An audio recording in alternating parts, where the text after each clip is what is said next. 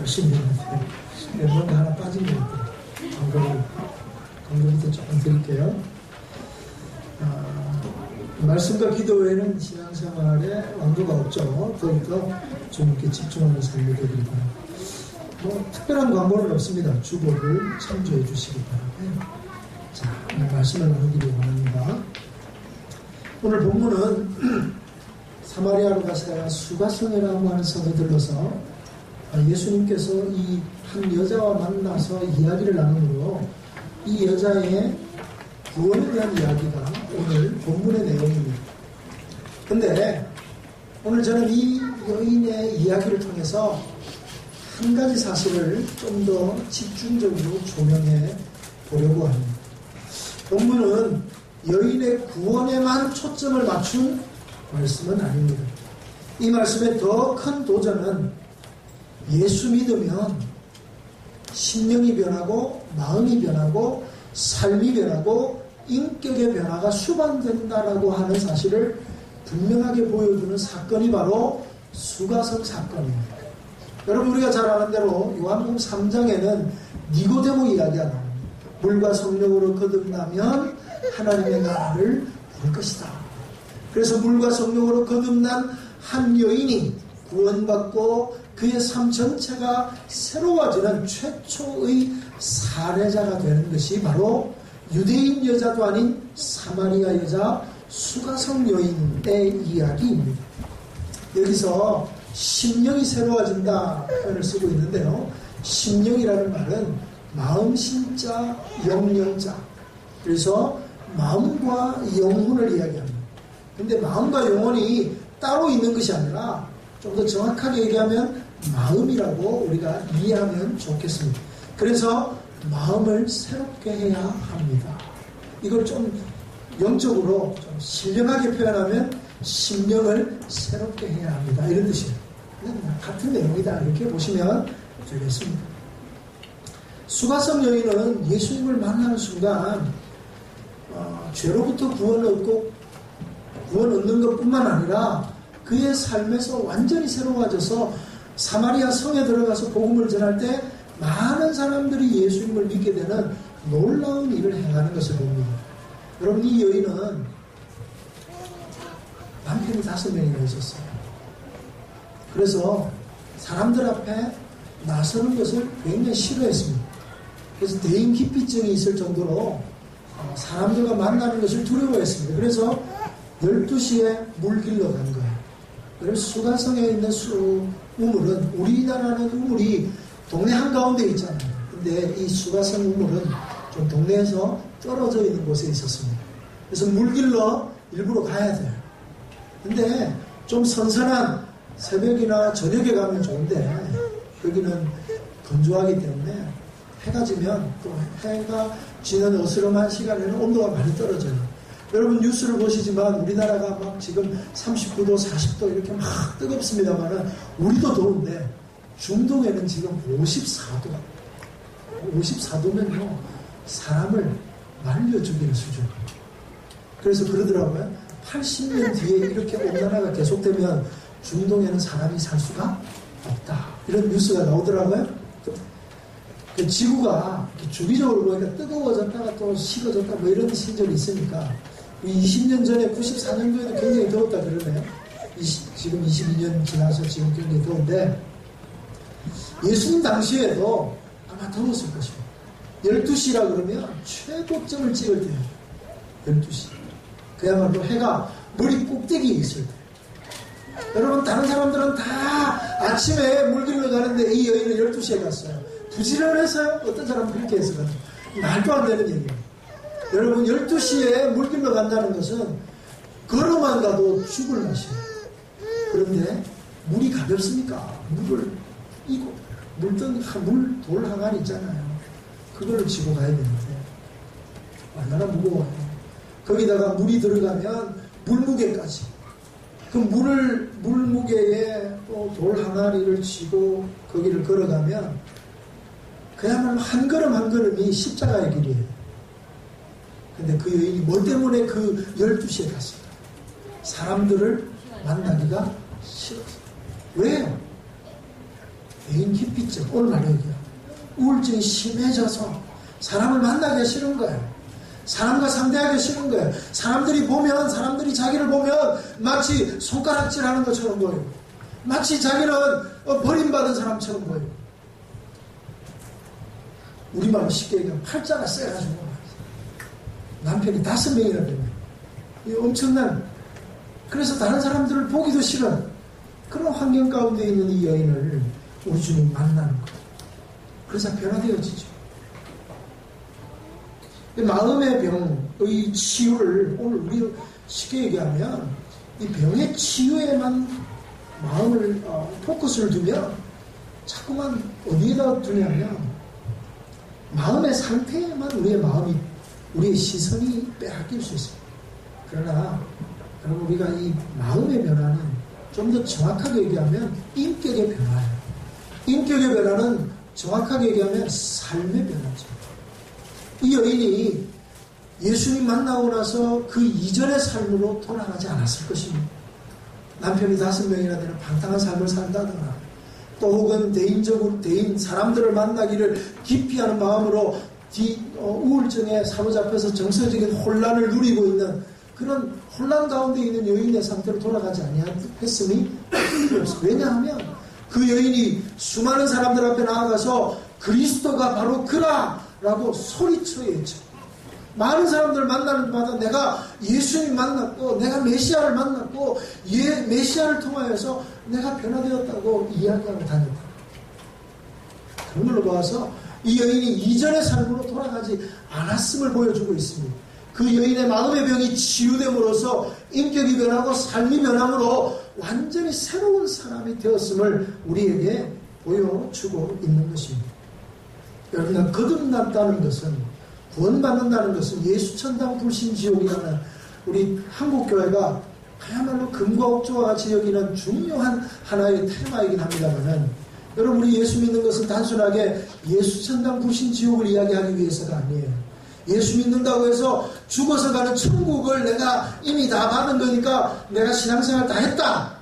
아니에요.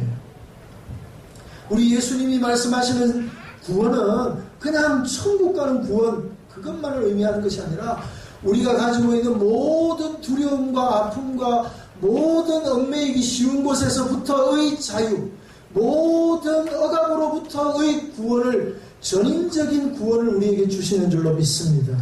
그래서 죄로 말미암아 구원받는 영적인 구원뿐만 아니라 마음의 병의 치유, 즉 정서적 장애와 가치관의 왜곡과 선악을 분별하지 못하는 것에서부터의 자유를 이야기하는 거예요. 그래서 마음이 건강해지면요, 예수 믿고 나서 구원 얻고 예수 믿고 나서 천국을 소유하는 것 외에도 예수 믿고 마음이 건강해지면 정서적 혼란에서 해방되는 거예요.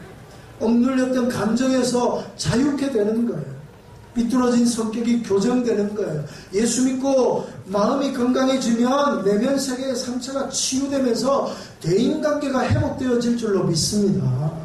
사랑하는 성도 여러분, 천국 가는 것만을 의미하는 것이 아니라 천국은 이미 따놓은 당선이고요. 더 중요한 것, 오늘 우리로 하여금 혼란케 하고 우리로 하여금 어렵게 하는 이런 모든 정서적인 것과 억눌렸던 감정으로부터의 완전한 자유와 구원이 오늘 저와 여러분에게 선포되어지기를 주님의 이름으로 축원합니다. 이것이 수가성 사건을 통해서 우리에게 들려주고 싶은 메시지라는 거예요. 예수님을 만나면, 예수 믿으면 구원받고 천국 가지만, 예수 믿으면 천국 가는 것에만 머무르는 것이 아니라 모든 문제로부터, 모든 아픔으로부터, 모든 억눌렸던 것들로부터 자유케 되는 놀라운 은혜를 힘입어야 될 줄로 믿습니다. 그런데 제가 목회를 하면서 가장 가슴 아픈 것이 뭐냐 하면, 믿기는 믿어요. 분명히 예수 믿고 천국 가요. 믿음을 가졌어요. 그런데 안 되네. 그런데 여전히 정서적인 혼란 가운데 있어요. 여전히 자기가 하는 일대로 잘 안 되면 하늘이 무너지는 것 같은 우울한 마음이 찾아와요. 여전히 과거의 상처들, 세상의 욕심을 버리지 못하고 여전히 우리를 얽매이는 모든 것에서부터 눌려있는 사람들이 얼마나 많은지 모릅니다. 거기에서부터 자유하지 못하니까 삶이 변화가 일어나지 않는다. 거기에서부터 온전한 치유가 일어나지 않으니까 삶이 변하지 않는 거예요. 결정적으로 문제는 뭐냐면 구원은 받았지만 마음이 새롭게 되지 않았다는 거예요. 심령이 새롭게 되지 않았다는 거예요. 그래서 우리가 날마다 새로움을 입어야 되는데 오늘 그러면 그 새로움을 입으려면 어떻게 해야 될까? 몇 가지 지적하는 문제들을 보면서 오늘 우리가 예수 그리스도의 발자취를 따라서 이 문제를 어떻게 해결해 갈지를 추적해보는 시간이 되기를 원합니다. 첫 번째는요, 왜 우리가 온전한 변화가 일어나지 않느냐 하면 이 여인에게서 우리 주님은 이야기하고 있습니다. 이 여인을 만나서 첫 번째 주님이 대뜸 물 좀 달라고 말씀합니다. 이 물을 먹는 자는 목마르려니와 내가 주는 마시는 자는 영원히 목마르지 아니하리라. 그러니까 이 여인이 뭐라고 얘기합니까? 주여 그런 물을 내게 주사 목마르지도 않고 내가 또 여기 물 길러러 오지 않게 해 주십시오. 그런 좋은 물이 있으면 지금 나에게 주십시오. 그러면 내가 이 뜨거운 낮에 와서 물 길러 수고를 안 해도 되지 않겠냐. 그러니까 주님이 뜬금없는 얘기를 합니다. 네 남편을 데리고 와라. 이 생수를 먹으려면 바로 이 하나님이 주신 이 놀라운 생수를 먹으려면 네 남편을 데리고 와라. 이렇게. 왜 남편을 데리고 오라고 말할까요? 바로 이 여인의 가장 아픈 부분이 이 여인의 죄, 이 죄를 주님은 건드시는 거예요. 여러분, 이 여인이 가장 숨기고 싶은 게 뭐냐 하면 바로 이 문제거든요. 그래서 사람을 만나기 싫어서 낮에 아무도 없는데 이때 와서 물리는 거예요. 근데 처음 본 젊은 남자, 물 좀 달라 했던 그 사람이 이 물을 먹으면 목마른데 내가 주는 물을 먹으면 목마르지 아니할 것이다 라고 하는 이상한 말씀을 하시는 그분이 내가 그걸 달라고 했더니 그 젊은 예수님이 그 젊은 청년이 네 남편을 데리고 오라 라고 하는 말이 그 여인의 가슴에 비수와 같이 꽂혀. 안 그렇겠어요? 여러분이 지금 수가성 여인이에요. 내가 숨기고 싶은 게 있는데 처음 보는 그 사람이 너 남편을 데리고 와라 라고 얘기했을 때 이 여인이 얼마나 얼굴이 화끈거렸을까요? 마치 모든 숨기고 싶은 죄를 한꺼번에 다 드러내므로 벌거벗은 것과 같은 부끄러움과 수치 가운데 그 여인이 드러나게 됩니다. 여러분, 우리가 하나님 앞에 나아가면서 가장 먼저 하나님이 건드시는 게 뭐냐 하면 우리의 죄, 아무도 건들지 않는 상처, 저 내면 깊숙한 곳에 있는 죄 말이죠. 우리가 주님 앞에 나올 때 나는 죄인입니다. 예수 그리스도께 날 위해 십자가를 지셔서 내가 구원받았습니다 라고 고백하죠. 그런데 여러분, 정말 여러분이 죄인임을 인정하시나요? 정말 내가 형편없는 죄인이고 보잘것없는 죄인이고 정말 부패해서 나로는 선한 것이 요만큼도 나올 수 없는 정말 죽어야 할 죄인이라는 것을 뼈저리게 느끼고 있나요? 구약의 성도들이 하나님 앞에 나가서 예배를 드릴 때마다 재물을 가지고 나갔어요. 양을 가지고, 소를 가지고, 가난한 자들은 비둘기를 가지고 갔어요. 갈 때마다 양이 내 대신 죽는 거예요. 소가 내 대신 죽는 거예요. 여러분, 목이 잘리고 각을 뜰 때마다 피가 낭자하게 흐르는데 그 피를 다 어떻게 하느냐면 제단에 뿌려요. 여러분, 피 비리는 데가 진도 피가 뚝뚝 떨어지는 거예요. 그 칼을 대면서 고기를 자르는 그 모습을 보면서 사람들의 간담이 얼마나 서늘해질까요? 내가 죽어야 할 자리, 내가 피 흘려야 할 자리, 내가 각이 떠져야 할 그 자리에 양이 대신 떠지고 소가 대신 떠지는 그 자리를 보면서 아, 죄는 무서운 거구나. 죄를 지으면 안 되구나. 내 죄가 이렇게 주홍같이 붉구나를 깨닫는. 그런데 신약의 성도들은요, 이제 예수 그리스도께서 골고다에서 단번에 드린 화목제로 말미암아 더 이상 짐승을 가지고 나올 필요는 없어요. 그러나 짐승을 가지고 나올 필요는 없으나 예수의 보혈의 능력을 가지고 주 앞에 나와야 될 줄로 믿습니다. 예수 그리스도의 뚝뚝 흘려지는 이 십자가의 보혈이 우리로 하여금 하나님 앞에 온전하게 설 수 있는 유일한 근거가 된다는 거예요. 그 십자가를 의지할 수밖에 없는, 그러려면 내가 얼마나 형편없는 죄인인지 깨달아야 돼요. 죄인 중에 괴수고요, 죄인 중에 가장 희망 없는 자이고요, 죄인 중에 나보다 더 큰 죄인이 없어. 그러기에 나는 예수님이 필요해. 이 마음이 날마다 주님 앞에 나올 때 간절해야 돼요. 그게 없으면 우리는 종교생활하는 거예요. 그게 없이 그냥 의무감에 여기 앉아있다면, 그냥 시간이 되어서, 주일이 되어서 예배 안 하면 안 될 것 같아서, 예배 안 하면 하나님 벌 줄 것 같고 예배를 드려야 될 것 같아서 예배를 드린다고. 바리새인들과 다를 게 뭐가 있어? 우리의 선함으로 주님 앞에 나가는 게 아니라 예수 그리스도의 보혈의 공로, 날 대신해서 죽을 수밖에 없고 날 대신해서 죽으신 그 주님의 피 때문에 내가 주님 앞에 나아갈 수밖에 없는 정말 보잘것없는 죄인임을 뼈저리게 경험하고 뼈저리게 느끼면서 주 앞에 서는 저와 여러분이 되기를 주님의 이름으로 소원합니다. 이 죄 문제를 건드립니다. 그러자 이 여인은 본능적으로 그게 싫잖아요. 그러니까 두 번째 문제는 화제를 돌립니다. 주님, 우리는 그리심산에서 예배하는데, 내가 보니까 당신 선지자인데 유대인들은 예루살렘에 예배를 하라 그러는데 어디서 예배해야 됩니까? 그 당시 사마리아 사람들은 유대인들과 원수예요. 그래서 유대인들은 사마리아 사람들을 이방인처럼 여겼어요. 그럼 반대말로 사마리아 사람은 유대인을 좋아했을까요?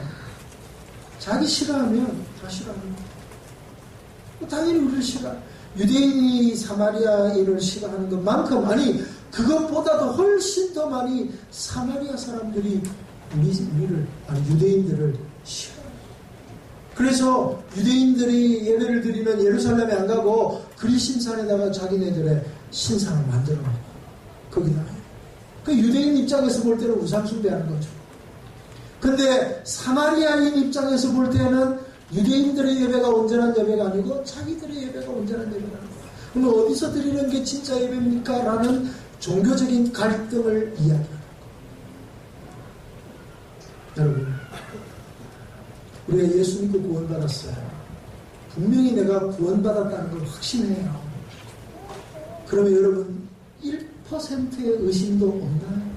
여러분 안에 영적인 갈등이 1%라도 없나요? 아니잖아요. 우리가 얼마나 연약한 인생이에요. 분명히 믿음이 있는 것처럼 보이는데, 아니 지금껏 믿음으로 살아왔는데 여기까지 인도하신 분이 하나님이다, 에베네셀이라고 얘기하는데 조금만 어려우면, 내가 원하는 대로 잘 안 되어지면, 내가 생각했던 대로 일이 풀려지지 아니하고 장애 앞에 서고 문제 앞에 서고 답답한 현실이 계속 이어지면 우리 마음 가운데 요만큼 있는 믿음마저도 다 어디 가고, 하나님은 정말 계실까? 하나님이 나를 사랑한다고 그러는데 정말 나를 사랑하실까? 하나님이 계시고 하나님이 살아계시고 하나님이 나를 사랑하신다면 왜 내가 이런 어려움을 당해야 돼? 내가 이렇게 신앙생활 잘하는데, 하나님 말씀 잘 섬기는데 내가 병들고 내가 사업에 실패하고 내가 하고자 하는 일대로 잘 안 되는 걸로 봐서 하나님이 안 계시든지, 하나님이 나를 사랑하지 않으시든지, 하나님은 아마 나를 잊어버리셨든지, 하나님은 나를 버리셨을 거야. 그런 의심을 해본 적이 없어요. 생각할 때마다 정말 하나님이 안 계시면 어쩌지? 내가 이렇게 평생을 신앙생활 했는데 하나님 안 계시면 어쩌지? 하나님이 나를 버리셨다면 어떻게 하지? 하나님이 나를 기억하지 못한다면 어떻게 하지? 라고 하는 의심의 안개가 구름 같은 같이 몰려오는 그런 갈등 가운데 사로잡혀서, 그러니까 온전한 헌신이 안 되는 거예요. 온전한 신뢰가 안 되니까 온전한 선신이 안 돼요. 세 번째로, 그래야 우리 주님이 뭐라 그럽니까? 그런 시대가 아니라 예루살렘에도 말고 이 산에도 말고 너희가 아버지께 예배할 때가 오느니라. 너희는 알지 못하는 것을 예배하고 우리는 아는 것을 예배하는 이는 구원이 유대인에게서 아니라 아버지께 참되게 예배하는 자들은 영과 진리로 예배할 때가 오나니 곧 이때라. 아버지께서는 자기에게 이렇게 예배하는 자들을 찾으십니다. 하나님은 영이시니 예배하는 자가 영과 진리로 예배할지니라. 자, 보세요. 종교적인 갈등을 하긴 합니다. 어디서 예배할까? 근데 예배의 핵심은 어디가 아니에요. 뭐예요? 누구에게? 예배를 받으시는 분은 누구십니까? 하나님이신 줄로 믿습니다. 아멘이세요? 여러분, 정말 예배는 하나님이 받는 거예요. 근데 오늘 우리의 예배 가운데 무엇을 신경 쓰세요? 사람의 시선을 신경 씁니까? 사람의 시선을 신경을 씁니까? 사람들의 생각과 사람들의 나를 어떻게 볼 것인가 하는 그런 시선들에 신경을 쓰나요? 이 여인은 어디서 예배하냐? 이건 의식에 관한 거예요. 외형적인 거죠. 형식. 그러나 중요한 것은 형식이 아니라 어디서 예배하는 것이 아니라 아버지께 예배할 때가 오나니 곧 이때라. 아버지는 하나님은 영이시니 예배하는 자가 영과 진리로 예배할지니라. 그건 무슨 말이에요? 영이란 영과 진리로 말하는데 이게 무슨 말입니까? 한마디로 말하면 하나님을 예배하는 것은 의식이 아니에요. 하나님을 예배하는 것은 사람들이 보여주는 형식이나 사람들의 시선을 의식해서 드리는 예배가 아니고, 진짜 예배는 뭐냐 하면 영이신 하나님을 대면하는 것이 진짜 예배인 줄로 믿습니다. 하나님은 영이시니, 하나님은 영이란 말이 뭐예요? 하나님은 영이시니 형상이 없단 말이에요. 하나님은 형상이 없어요. 근데 사람들은 자꾸만 형상을 만들려고 그러는, 장소를 만들려고 그러는, 불상을 만들어 놓고 우상을 만들어 놓고 형상을 만들어 놓고 거기다가 하나님이 여기 계시다고 얘기하는, 그것도 모자라니까 마리아를 만들어 놓고 아니면 예수님처럼 만든 형상을 십자가에 달아놓고, 아니요, 하나님은 영이시니 형상을 만들지 마라.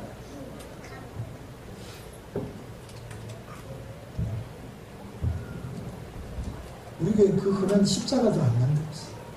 형상을 만들지 말고 영이신 하나님, 내 눈에 보이지 아니하지만 영적인 눈이 열리면 보게 될 그 하나님께 예배하는 저와 여러분이 되기를 주의 이름으로 축원합니다. 무슨 말이에요? 한마디로 말하면, 자, 이 여인이 가지고 있는 문제는 죄의 문제예요. 종교적인 갈등의 문제예요.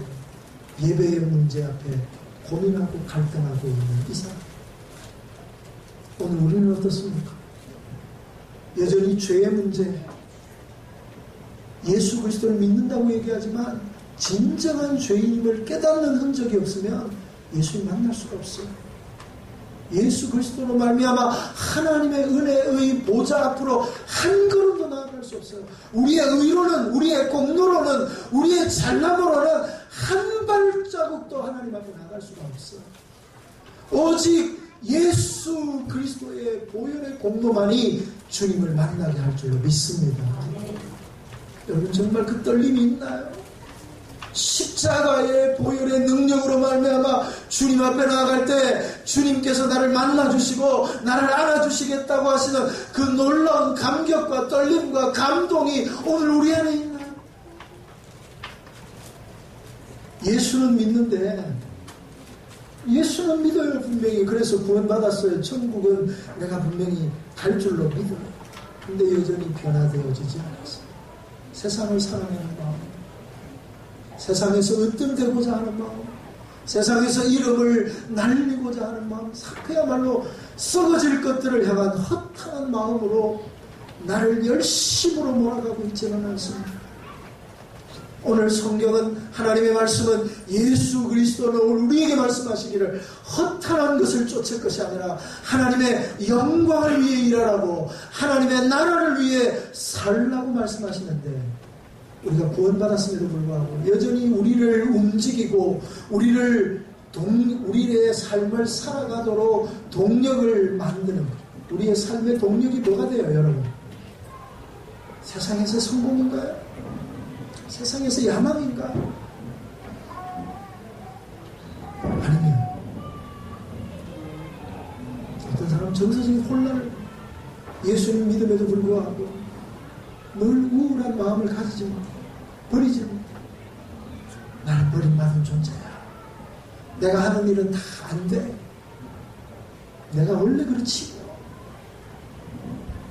끊임없이 자기를 부인하고, 아니 부정하고, 자기를 격하고, 나 같은 거 살아서 뭐해? 여러분, 놀라운 이야기 있잖아요. 정신병원에 있는 사람 50%가 기독교예요.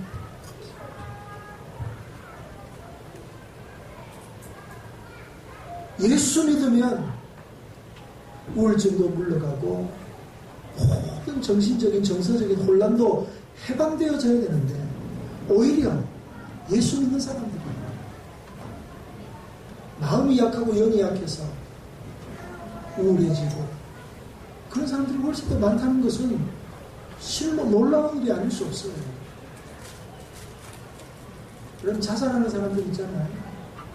자살하는 사람들도 예수 믿는 사람들이 절반에 육박합니다. 뭘 의미하는 거예요? 예수는 믿기는 하는데 정말 예수 믿고 변화된 삶을 살아본 적이 없어요. 예수 믿고 하나님이 주시는 놀라운 은혜를 경험해 본 적이 없어요. 그러다 보니까 사는 게 너무 힘든 거예요. 그래서 야, 죽으면 천국 가겠지. 근데 자살하면 지옥 간다 그러는 그들이 오늘 우리 주변에 얼마나 많아요. 예수를 잘 믿던 분이 사업에 실패했다고 집사님이 어느 날 농담을 듣고, 그게 오늘 교회 안에 비일비재하게 일어나는 일들 중에 하나라고요. 이제 새롭지도 않잖아요. 너무나 많은 일반화되어져 있는, 여러분, 그런 극단적인 선택을 한 사람들만이 아니라 오늘 우리는 어때요? 우리는 예수 믿음으로 말미암아 범사에 감사하고 어떤 일 가운데서도 하나님 모든 것이 합력하여 선을 이루신 하나님을 신뢰하면서 감사하나요? 아니잖아요. 왜 그럴까요? 그러면 자, 우리도 동일하게 이 수가성 여인이 가지고 있는 문제와 갈등과 아픔을 가지고 나오고 있다. 예수 믿고 구원받았음에도 불구하고 여전히 이런 갈등과 아픔 가운데 살아가고 있는 성도 여러분, 아직까지 내 죄로 말미암아 예수 그리스도가 죽으셨다는 사실이 받아들여지지 않는 분이 있다면 이 시간 예수 그리스도를 영접하고 믿어지는 역사가 있기를 주의 이름으로 축원합니다. 두 번째는, 이건 기본적인 거예요. 그런데 자, 예수 믿어도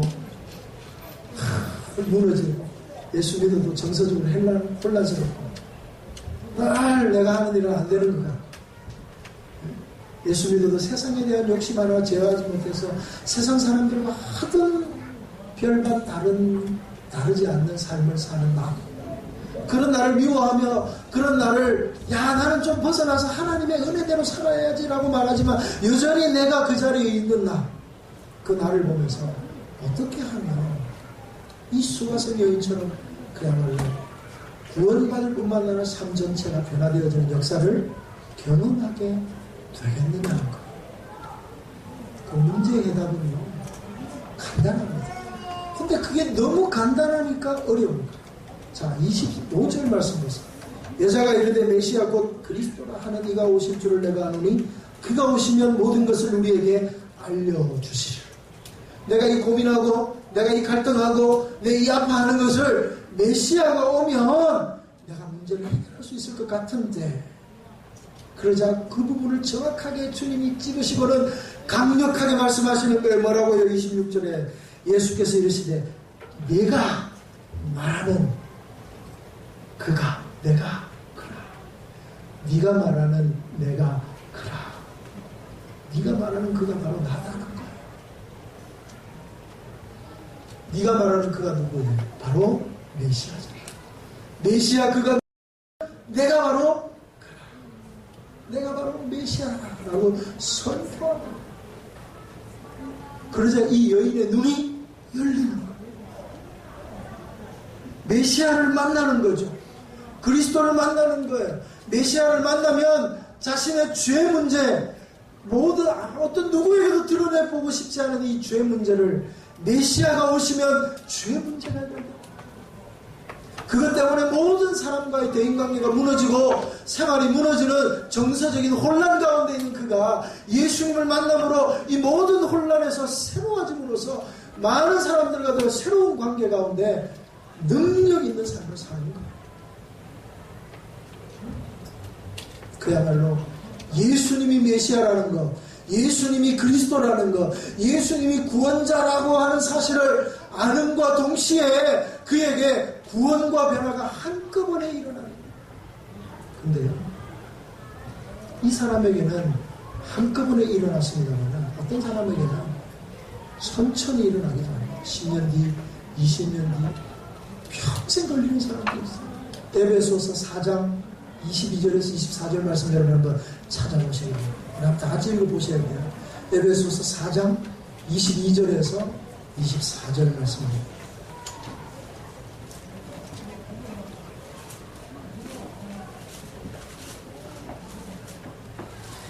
에베소서 4장 22절에서 24절까지 우리 다 같이 한 목소리를 읽어봅시다. 시작.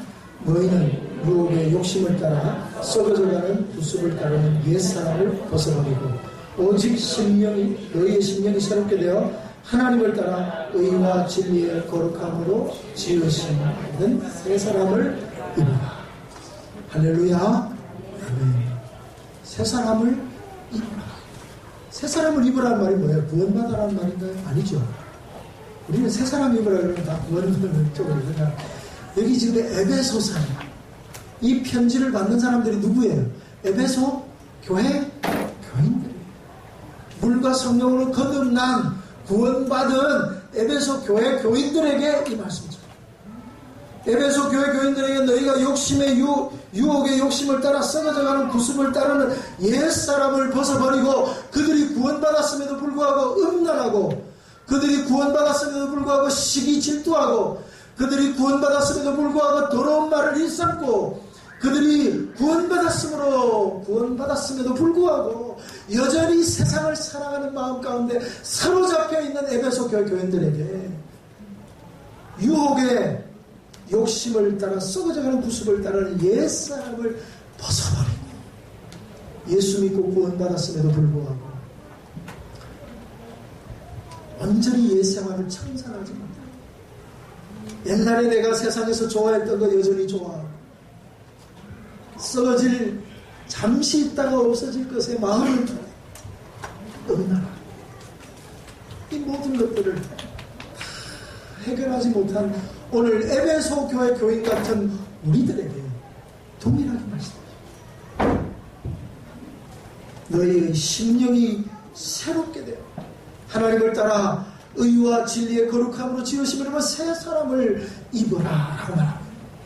심령을 새롭게 해서 새 사람을 입으라고 합니다. 마음을 새롭게 해야 새 사람을 입는다는 거예요. 그러면 결정적으로 어떻게 하면 마음이 새로워지느냐 하는 거예요. 본문의 말씀은 이 수가성 여인의 사건의 핵심은 뭐냐면 어떻게 하면 마음이 새로워져서 새 사람을 입을 수 있느냐는 거예요. 어떻게 하면 음란과 더러운 것과 얽매이기 쉬운 죄에 사로잡혀 있는 에베소 교회 교인들이 마음을 새롭게 해서 새 사람을 입을 수 있느냐는 거예요. 예수 믿고 구원받았지만 여전히 세상 가운데 속해 있는 오늘 이 시대를 살아가고 있는 21세기 현대인들이 어떻게 하면 마음이 새롭게 되어 새 사람을 입을 수 있느냐는 거예요. 문제의 해답은요 간단합니다. 주님이 이 여인에게 이렇게 말씀하십니다. 내가 그라. 이게 답이에요. 예수님이 우리에게 답이 되시는 줄로 믿습니다. 왜요? 죄 문제 누가 해결할 수 있어요? 내가 해결할 수 없어요. 우리 주님이 내 삶 가운데 들어오셔야 내 안에 있는 엉망 죄악이 다 해결될 줄로 믿습니다. 믿음 사람 여러분, 우리 안에 있는 의심의 안개 구름같이 밀려오는 이 의심, 내가 의심하지 말아야지 결단한다고 해서 의심이 안 생기나요? 의심은 안 좋은 거야, 다시는 안 해야지, 생각 안 해야지, 기쁨 막고 마음을 막는다고 해서 의심이 안 생기나요? 아니에요. 종교적인 갈등이 안 생기나요? 아니에요. 예수님이 그 문제 안에 들어와야 된다. 사랑하는 성도 여러분, 오늘 정말 중요한 얘기는 뭐냐면, 예수님이 내 삶 가운데 들어오시면, 예수님이 내 문제 가운데 들어오시면, 예수님이 내 갈등 가운데 들어오시면 모든 것들이 새롭게 될 줄로 믿습니다. 근데 문제는 뭐냐면, 예수님이 내 안에 들어올 공간이 없다는 거예요. 문제는 예수님이 내 안에 들어올 공간이 없어요. 허탄한 욕심으로 우리의 삶이 너무 빵빵하고 욕심 충만해가지고 예수님이 들어올 공간이 없어요. 심지어는 믿음도 자신의 욕심을 투영하는 것에 사용합니다. 믿음마저도, 하나님을 믿어야 할 가장 순수한 믿음마저도 자신의 욕심을 자신의 욕심을 이루는 것. 하나님, 내가 이 땅에서 성공하게 하시고 승진하게 하시고 잘되게 하시고 복받게 하시고 부자되게 하시고, 내 아이들은 세상에서 꼬리가 안 되고 머리가 되고 전부 다 세상이 좋아하는 게 전부 잘 되고.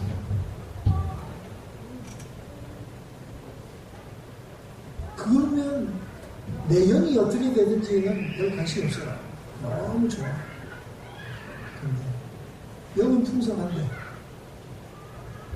삶이 힘들고 어려워지면 어려워질수록 오늘 우리는 낙담하고 실망하고 굴로 파고 들어가는 거예요. 어떤 믿음의 위대한 위인이 이런 얘기를 해요.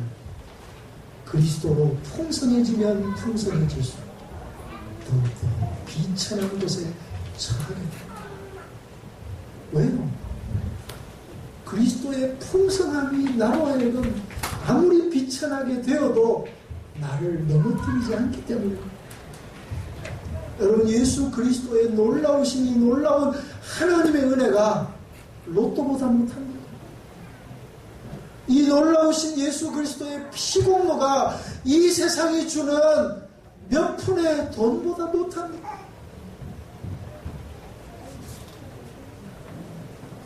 예수 그리스도의 놀라우신 은혜가 이 땅 가운데 누리는 잠깐의 쾌락보다 못합니까? 그럼에도 불구하고 현대인들은 돈에 탐닉하고 쾌락에 탐닉하고 좀 더 놀자, 좀 더 즐기자, 여기에 모든 것을 탐닉하는 우리의 모습을 보시고, 이것이 해결되려면 마음이 새로워지면 예수님 만나야 되는데, 오늘 우리 주님이 예수님을 만날 수 있는 방편을 마련해 주셨다는 거예요. 이 산에도 말고 저 산에도 말고 하나님께 예배할 때가 오나니, 하나님은 영이시니 예배하는 자마다 영과 진리로 예배할지니라. 그 말씀이 그 말씀.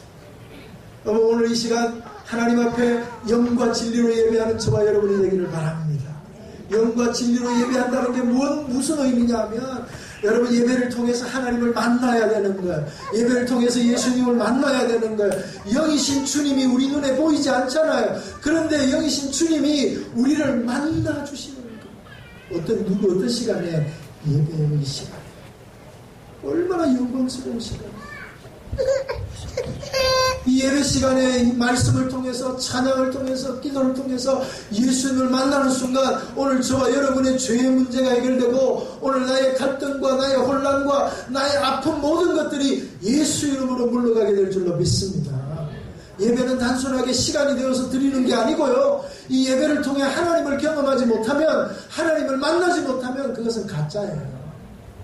진짜 예배는 얼마나 많은 사람이 모여서 드리느냐, 얼마나 멋진 장소에서 모여서 파이프 오르간이 연주하는 예배를 드리느냐가 아니라 우리의 마음 중심이 정말 하나님을 뵙고자 하는 마음, 예수 그리스도의 은혜를 필요로 하고 예수 그리스도 그분이 아니면 안 된다고 하는 간절한 마음으로 주님 앞에 서느냐, 그런 간절한 마음을 가지고 나오는 자들에게 하나님이 은혜를 주실 줄로 믿습니다. 우리 주님은 우리를 늘 만나기를 원하세요. 우리가 주님을 만나기를 원치 않아요. 우리는 세상의 허탄한 것을 자꾸만 만나게 돼요. 주님 만나는 건 좀 뒤고요. 건강도 주시고 돈도 주시고 좀 잘 되는 거 좀 주세요. 그러면 내가 주님을 한번 만나줄게. 혹시 그러지 않나요? 이 거룩한 주님의 날, 예수 그리스도를 만나면 오늘 저와 여러분의 모든 갈등과 문제가 해결되어지는 역사가 있게 주님의 이름으로 축원합니다. 아멘. 함께 찬양할까요?